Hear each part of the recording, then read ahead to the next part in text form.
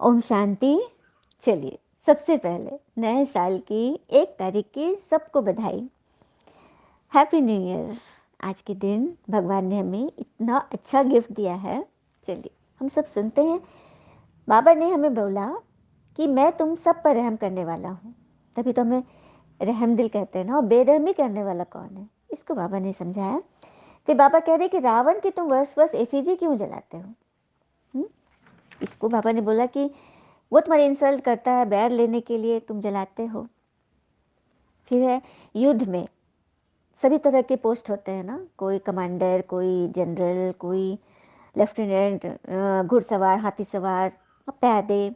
क्यों है, क्या होता है, उनका क्या महत्व, इसको बाबा ने क्लियर किया है। और भगवान को ज्ञानी तो आत्मा बच्चे क्यों प्रिय लगते हैं, इस पर भी बाबा ने बहुत अच्छी रीति समझाया है। जगदम्बा धन की देवी नहीं, लक्ष्मी धन की देवी क्यों है, इसको भी हम सब जानेंगे।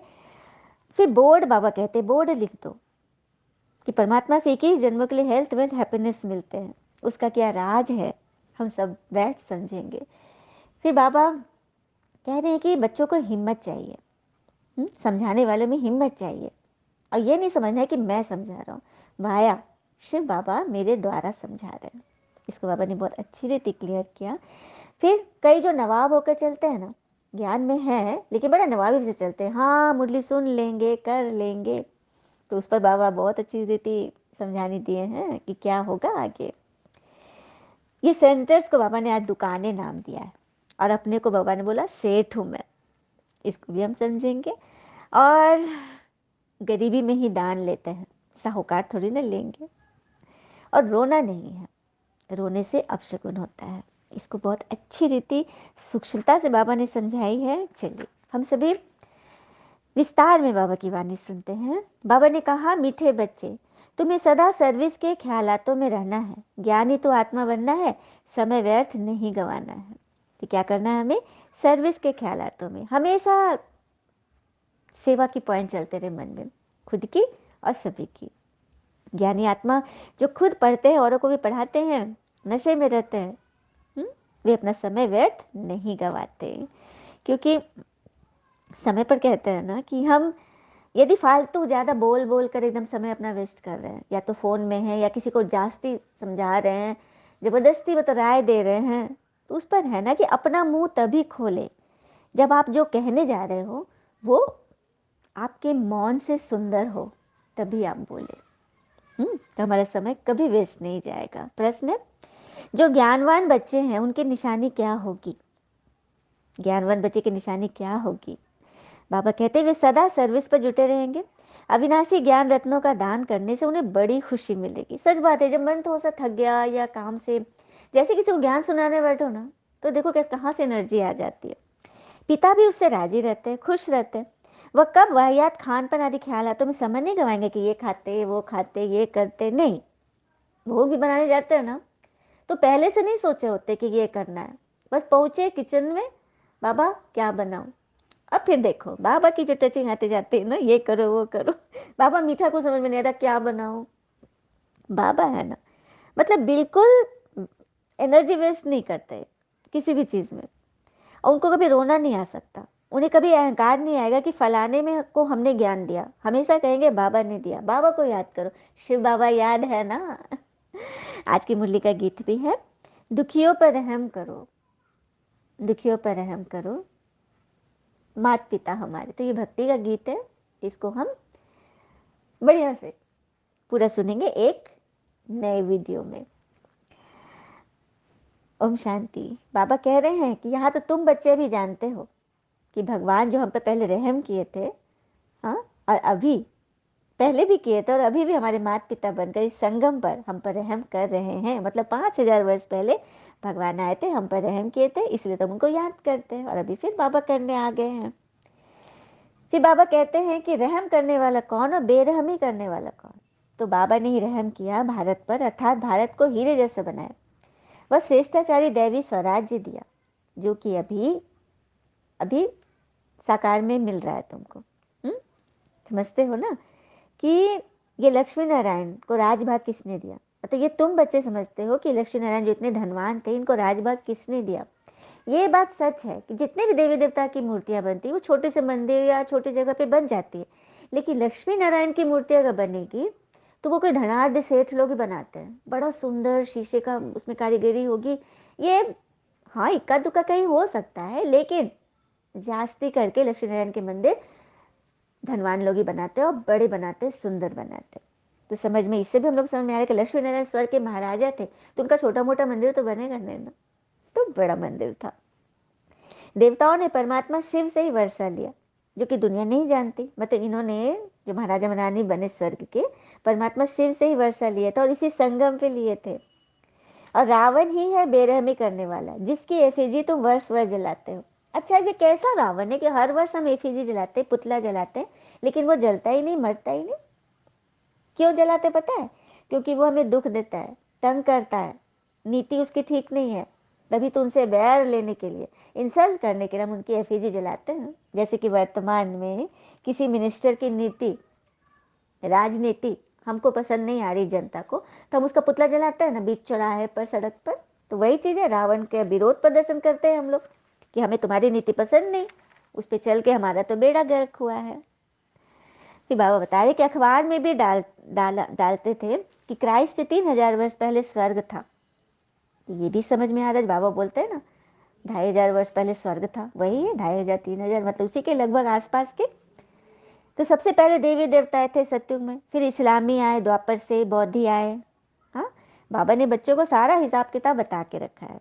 फिर बाबा कह रहे कि ये ज्ञान सुनकर औरों को भी सुनाना है। भाई सर्विस तो औरों और भी है, बाबा कहते सर्विस तो और भी है, पर वो है स्थूल सर्विस, शरीर की सेवा। दुनिया में भी सोशल वर्कर बहुत है ना, वो लोग भी सेवा करते हैं ना, लेकिन वो है स्थूल सेवा, शरीर से सेवा।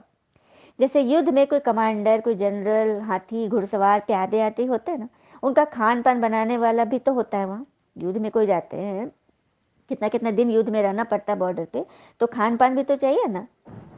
तो इस युद्ध से, महाभारत के युद्ध का दृष्टांत याद आ रहा है। चलिए आज उस सच्चाई से भी पर्दा खोलते हैं कि महाभारत का जो युद्ध हुआ था कुरुक्षेत्र के मैदान में, ये तो सबको पता है। तो कुरुक्षेत्र के मैदान में जब जाके देखा गया तो वो उतना बड़ा नहीं है जितना कि महाभारत में वर्णन किया गया है। और कुरुक्षेत्र नाम भी पड़ा, पता है 1970-72 में पड़ा। ये आप नेट से सर्च कर सकते हो नाम कब पड़ा। तो कहने की बात यह है कि युद्ध में 18 अक्षुणी सेना का गायन है, सबने सुना है ना। और एक अक्षुणी सेना में कम से कम 40 लाख सैनिक होंगे। ठीक है, तो 18 अक्षुणी सेना में कितने सैनिक हो गए, ये तो सोचने की बात है। तो 18 अक्षुणी सेना जिस मैदान में होंगे, वो मैदान कितना बड़ा होना चाहिए, होना चाहिए ना। और फिर उसके खान पान बनाने वाले रसोइये, उनको भी तो जगह चाहिए खाना बनाने के लिए, बर्तन डेगचा डेगची, उसके लिए भी तो पूरा जगह चाहिए ना। तो इतना विशाल मैदान होना चाहिए, और उसके हिसाब से वो मैदान तो बिल्कुल छोटा है। हाँ, उस पर रथ के निशान ये सब बनाए गए हैं। आप टूरिस्ट बन के घूमने जाओगे तो वो गाइड आपको बताएगा कि यहाँ पे ज्ञान दिया गया था, यहाँ पे कर्ण का रथ फंसा था, वो सब पहिए, वो सब निशान है, लेकिन जगह तो नहीं है। तो कहने की बात है, जो बाबा कहते हैं ना कि महाभारत लड़ाई अभी की बात है, अभी ही अधर्म पक्ष और धर्म पक्ष के बीच में युद्ध चल रहा है, अपने भीतर ही, अपने अंदर ही। कभी दैवी प्रवृत्ति जागती है, कभी आसुरी प्रवृत्ति, कभी गुस्सा आता है, कभी क्षमा की भावना आती है, कभी करुणा आता है, होता है ना। तो दोनों के बीच युद्ध यही चल रहा है। आई बात समझ में? और सेवा करने वाले ही भगवान के दिल पर चढ़ते हैं, सब महिमा करते हैं। लेकिन ज्ञानी तो आत्मा बाबा को अति प्रिय है। इसका मतलब यह नहीं कि दूसरे प्रिय नहीं है। बाबा देखो फिर से बोल रहे हैं, ऐसा नहीं समझो कि दूसरे मुझे प्रिय नहीं है। इसका मतलब बाबा समझा रहे हैं कि सभी की सर्विस बाबा को तो दिखाई पड़ती है, जितना जो करेंगे उतना स्वतः पाएंगे। और फिर जो सिर्फ सर्विस लेते रहते हैं, उन्हों को क्या मिलेगा? सर्विस लेते रहना मतलब सिर्फ मुरली सुन रहे सुन रहे सुन रहे, कर कुछ नहीं रहे, सेवा कुछ नहीं कर रहे, अपने मन की सेवा नहीं कर रहे, मन को उन क्वेश्चन से नहीं हटा रहे, जो मन में दाग लगा हुआ है किसी आत्मा के बारे में, उसको नहीं हटा रहे, तो वो सर्विस सिर्फ ले रहे। भले वे राजधानी में तो आएंगे, परंतु पद उतना नहीं पाएंगे। सर्विस का ख्याल रखना चाहिए ना, फालतू समय नहीं गंवाना चाहिए। बाबा उन्हों को बुद्धू कहते हैं।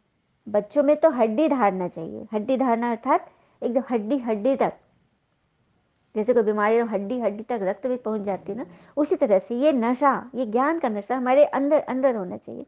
तो परिपक्व अवस्था चाहिए, तब दिल पर चढ़ेंगे। भगवान के दिल पर चढ़ना इतना आसान है क्या? हाँ, स्कूल में भी स्टूडेंट्स नंबरवार ही तो टीचर के दिल पे चढ़ते हैं ना। टीचर कौन बच्चे को ज़्यादा मानता है? जो उसकी श्रीमत, मतलब जो पढ़ाया उसको याद कर रहे, रिवाइज कर रहे, जो पूछ रहे एकदम सबसे आगे खड़े हो रहे, लिखने में आगे, पढ़ने में आगे, बोलने में आगे, रिजल्ट में आगे, वो बच्चा ना दिल पर चढ़ेंगे। तो यहाँ भी है, पापा टीचर ही है ना, पढ़ाई तो रहे हैं।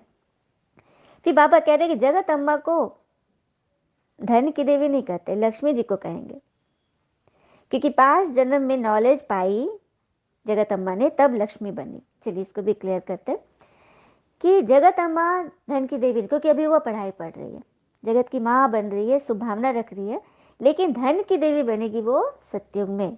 लक्ष्मी माँ के बारे में है ना, धन की देवी। तो इसी जन्म में जगत अम्बा ने ये नॉलेज ली, तभी वो भविष्य में लक्ष्मी बनी।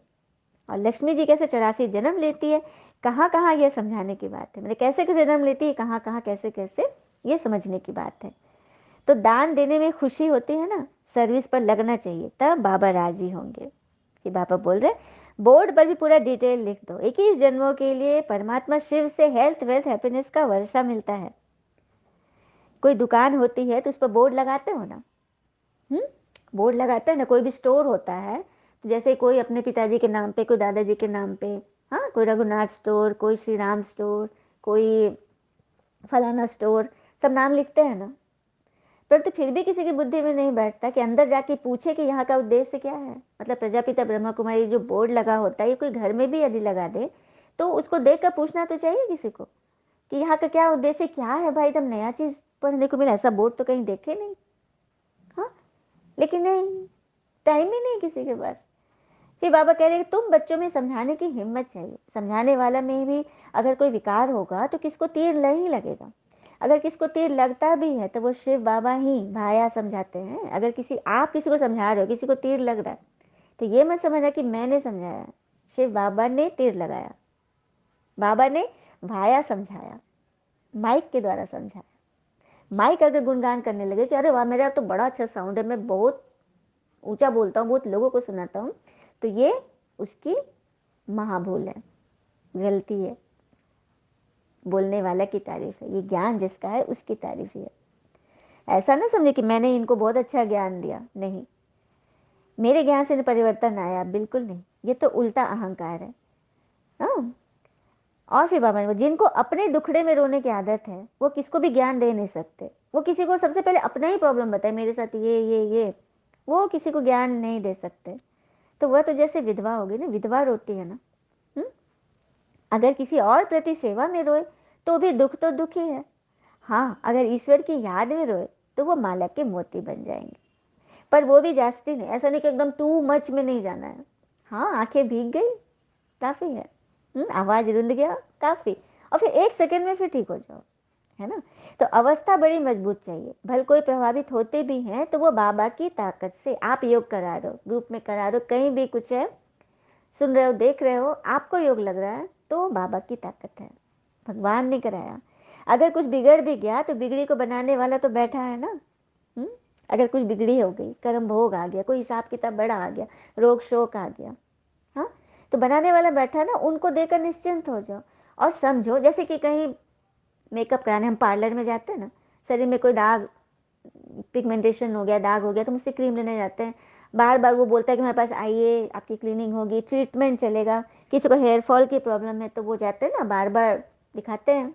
हाँ, पार्लर या फिजियोथेरेपी है, हाथ फ्रैक्चर हुआ, उसको सेट किया तो उसके लिए एक्सरसाइज करते हैं, नियमित उसे जाना पड़ता है ना।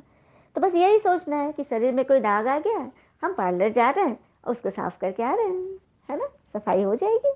और किसका पार्लर है, ये समझना है कि भगवान का पार्लर है। भगवान हमारे शरीर को कंचन काया बना रहे। कोई हल्का सा भी दाग लगा है तो बस वो हटने के लिए आया है, ताकि अंदर की अच्छी रीति सफाई हो जाए, है ना। बाबा फिर आगे बोल रहे हैं, मैं उपस्थित हूँ ना सर्विस में, तो मुझे यूज करो। बीके का टाइटल दिया है तो मदद भी तो करनी है ना मुझे। अरे वाह, बीके का टाइटल, ब्रह्मा कुमार कुमारी का भगवान ने टाइटल दिया है, तो मदद कौन करेगा, वही करेंगे ना।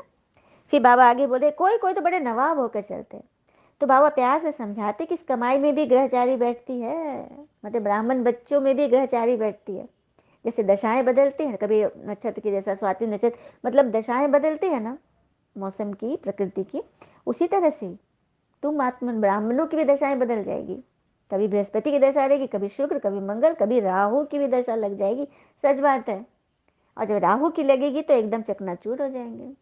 इतना कस के जो माया पकड़ेगी ना, नाक से पकड़ लेगी, तो फिर चढ़े तो चाखे बैकुंठ रस, गिरे तो चकनाचूर। यदि चढ़ गए तो बैकुंठ का रस मिलेगा, नहीं तो फिर चकनाचूर, कुछ नहीं मिलेगा। फिर बाबा ने कहा कि ये सब मेरी दुकानें हैं, सेठ हूं मैं, तो ये दुकानें तो हजारों लाखों के अंदाज में निकलेंगी। दुकान मतलब सेंटर्स, हर घर गीता पाठशाला बनेगा, जिस घर में भी झंडा लगा वो गीता पाठशाला, वहां से गीता ज्ञान निकलेगी। तो कितनी बड़ी बात है। बाबा ने कहा ना हजारों लाखों के अंदाज में निकलेंगे। सच बात है, कोई एक को भी यदि टचिंग हो गई, उसे शांति मिल गई, तो क्या वो अपने औरों को नहीं बताएगा, अपने अपनों को? क्या वो स्वार्थी है कि अपने तक ही सीमित रखेगा? बिल्कुल नहीं, ये हो ही नहीं सकता। जब हम आत्मिक भान में टिक जाएंगे तो हमारी दृष्टि बेहद की हो जाती है। वो हद की कि मेरा परिवार, मेरा बच्चा, मेरा घर, मेरी संपत्ति, इन सब से हम ऊपर, बेहद की दृष्टि। तो बस बेहद में सेंटर्स बनेंगे। और ये ज्ञान कोई मनुष्य दे न सके। कोई थोड़ा दे भी तो पिता की जगह बच्चे का नाम रख दिया, जैसे गीता पाठी लोग, बच्चे का नाम रख दिया। शिव ने ज्ञान दिया, गीता ज्ञान, और नाम उनके बच्चे श्री कृष्ण का। तो इसी को तो समझाना है, श्री कृष्ण का बच्चा है। और ये बड़े बड़े शास्त्रों में भी है, श्री कृष्ण ने जो ज्ञान दिया। चलिए इसको भी क्लियर करती हूँ। महाभारत युद्ध के समय जब युद्ध में जीत हो गई, तो अर्जुन ने श्री कृष्ण से कहा कि हे नाथ, आप मुझे फिर से वो ज्ञान सुने जो अपने युद्ध के मैदान में दिया था। तो श्री कृष्ण ने कहा कि अरे, मैं वो तो परम तत्व की स्मृति से मैंने वो ज्ञान दिया था। उसके बाद मैं तुम्हें छोटी गीता सुनाता हूँ सारांश में। तो उन्होंने जो लास्ट में जो गीता सुनाई श्री कृष्ण ने, वो अणु गीता के नाम से है, प्रसिद्ध है। आप इसका भी पता लगा सकते हैं। तो ये क्या है, यही तो समझाना है। फिर बाबा कह रहे कि गरीबी में ही दान लेते हैं ना, गरीबी को ही दान दिया जाता है ना। साहूकार तो दान ले ना सके, साहूकार को कोई पैसा दिखाएगा क्या? नहीं, गरीबी तो दान लेंगे। और क्यामत का समय अभी ही है, हिसाब किताब सबों का चुकतू होने वाला है, क्योंकि सबों की नंबर वन, सबों की नंबर वन सलामी लेने वाला, करने वाला तो यहाँ बैठा है। भगवान हमें नमस्ते करता है ना, सबसे पहले बाबा मीठे मीठे बच्चों को भगवान की नमस्ते, फिर हम बच्चे नमस्ते करते हैं। अभी कितना सुंदर लाइन है कि सबों को नंबर वन सलाम करने वाला तो यहाँ बैठा है, इस संस्था में बैठा है। तो ये पढ़ाई है source of income, health, wealth, happiness सब मिलते हैं। तभी तो बच्चों को रोना नहीं है, अब शगुन होता है। ये तुम्हारे बेहद पिता का घर है, तुम सृष्टि के मालिक के वारिस बच्चे हो, सब कुछ तुम्हारा है। कोई दाग लगा है तो बस, दाग अच्छे हैं, सर्फ एक्सेल है ना वो ऐड याद कीजिए, सर्फ एक्सेल, ये श्रीमद वही है, 1 सेकंड में धो देगा। हम्म? तुम सृष्टि के मालिक के बच्चे हो, सब कुछ तुम्हारा है। ये धरती आकाश सभी तत्वों के तुम मालिक हो। तो यहाँ तो बस हंसना सीखना है, अर्थात मुस्कुराना। कोई रो रहा है ना, तो उसको कैसे मुस्कुरा दी, कितनी बड़ी सेवा है ना। आवाज से भी हंसना नहीं है, बाबा यहाँ पे ये भी टोक रहे, आवाज से हंसना नहीं है। तो राम और रावण की हंसी देख लीजिए भैया, राम कैसे मुस्कुराते तो रावण कैसे ठहाके लगाते, तो इसका क्या हर्ष हुआ है ना। तो देखा यहाँ कितनी सूक्ष्म शिक्षाएं दी जाती है, जो कि दिन प्रतिदिन यह ज्ञान एकदम सहज हो जाएगा, इजी हो जाएगा आपके लिए जब इस पे चलने लगोगे एकदम फ्लुएंटली। इंग्लिश स्पीकिंग भी होता है ना, शुरू शुरू में लगता है ना कैसे बोले कैसे बोले, लेकिन जब आप सीख जाते हो तो फिर फ्लुएंट। गाड़ी चलाना भी शुरू में लगे अरे बाप रे कैसे चलाऊं, लेकिन जब सीख लेते हो तो फिर फ्लुएंटली। वही चीज़ है ना, धीरे धीरे तुम्हारे में भी ताकत आती जाएगी। अच्छा, मीठे बच्चों प्रति भगवान की नमस्ते, हम बच्चों की भी बाबा को नमस्ते। धारणा के लिए मुख्य सार, पहली पॉइंट, कभी भी अपना अहंकार नहीं दिखाना है। दधीची ऋषि मिसर हड्डी सेवा देनी है। दधीची ऋषि ने अपनी हड्डियों की सेवा दे दी थी ना, इंद्र आए थे ना मांगने, उन्हीं की हड्डियों से तो वज्र बना, जिसे असुरों का विनाश होना था। तो हमारी हड्डियों से वो वज्र बनेगा, हमारी स्थिति ऐसी वज्र जैसी हो जाएगी कि कोई भी असुर हम पर हमला न कर सके, और हमारे वार से उसका खात्मा हो, असुर मर जाए। सबके अंदर की आसुरी वृत्ति को मारना है ना। लोभ, मोह, क्रोध, डर, भय, चिंता, दुख, परेशानी सबको खत्म करना है। दूसरी पॉइंट, सदा हर्षित मुख रहना है, कभी भी रोना नहीं है। रोना माना विधवा बनना, इसीलिए मुस्कुराते रहना है, जोर से भी हंसना नहीं है। Point noted.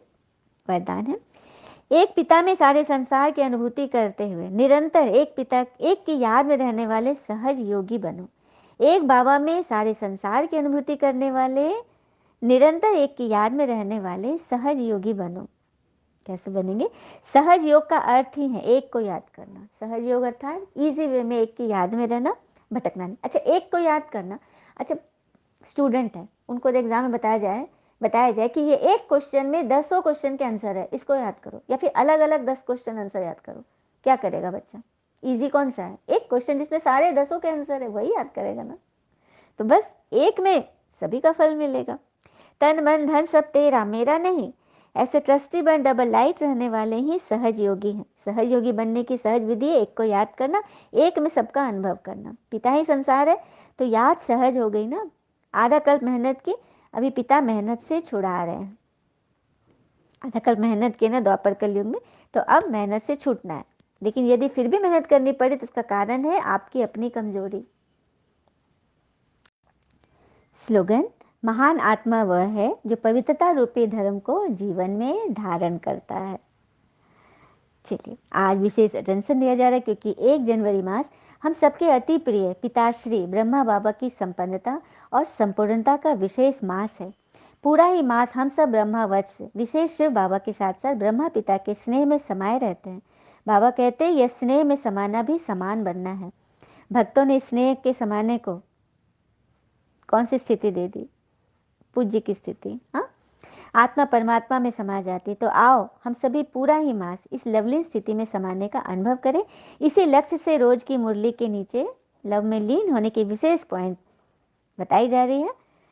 हम प्यार के सागर भगवान के साथ मास्टर प्रेम सागर बनकर बाबा की याद में बीज रूप अवस्था में इस लवलीन स्थिति का अनुभव करें व कराए। अच्छा, ओम शांति। शुक्र मीठे बाबा व बाबा के प्यारे प्यारे बच्चे। थैंक यू बाबा। All is well always. ओम शांति।